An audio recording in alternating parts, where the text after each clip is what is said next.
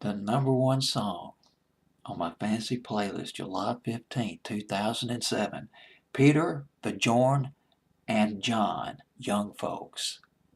When I first heard this record, I think I first heard it on BBC Radio 1's Countdown.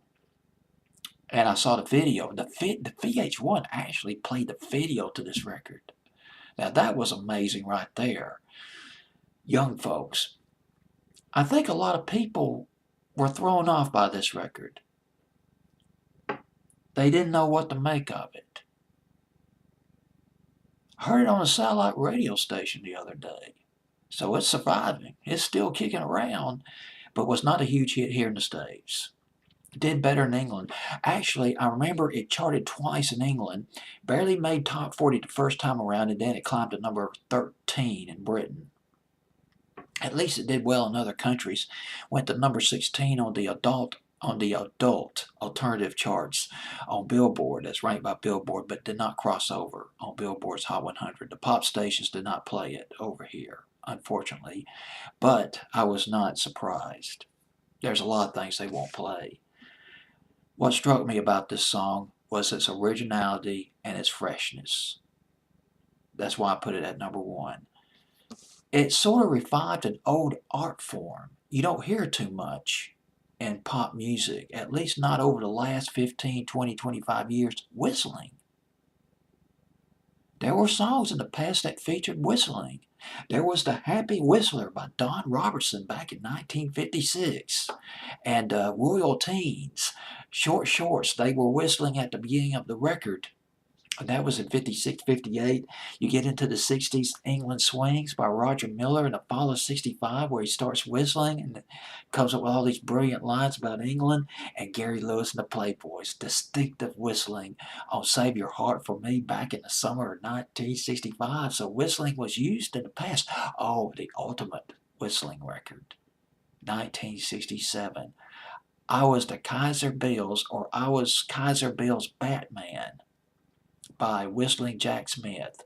Actually, it was a group of studio musicians. It wasn't really one person, but that went to number 20 on Billboard's Hot 100 here in the States in 1967. In the 70s, I remember Gilbert O'Sullivan whistled. Oh, it was lovely, lovely record. He whistled at the beginning of Claire by Gilbert O'Sullivan. So bottom line, just to give you a little bit of perspective on this record, it's not as it was unusual in 2006. But it was not so unusual in the 50s, 60s, and maybe into the 70s, the idea of whistling. A lot of whistling in this record. Female vocals provided by a woman named Victoria Bergman, singer of an indie band called The Concretes back in the late 90s and 2000s. Peter, he talked about this record in an interview. They first played it in a club. They first played this song in a small club in Sweden, Stockholm, a nightclub. They played it. And just about everybody came up to him and said, and asked him, "What is that? What is that record?" And Peter said something like, "This song was an antidote to what was coming out at the time." And I could see that. It was so original. I was bitterly disappointed it was not played here in the States as it should have been played. Well, enough of that.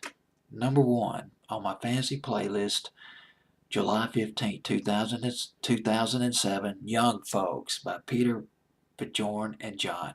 I will give VH1 credit for playing the video. At least they played the video to it. And that wraps up the countdown of my fantasy playlist. This is it. July 15th, 2007. The time is now 12:31 a.m. Date is August 29th, 2018. Fantasy playlist from 11 years ago. Next fantasy playlist I will count down. I'm going to venture back on the 80s and 90s YouTube channel and count down a fantasy playlist. Yes, indeed. It will be September the 6th, 1986.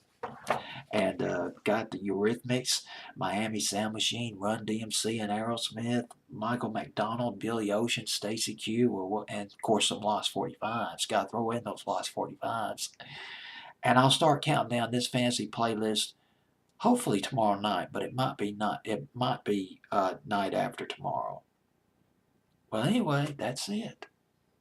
Thanks a lot for watching these videos, and take care, and I'll see you on the next countdown.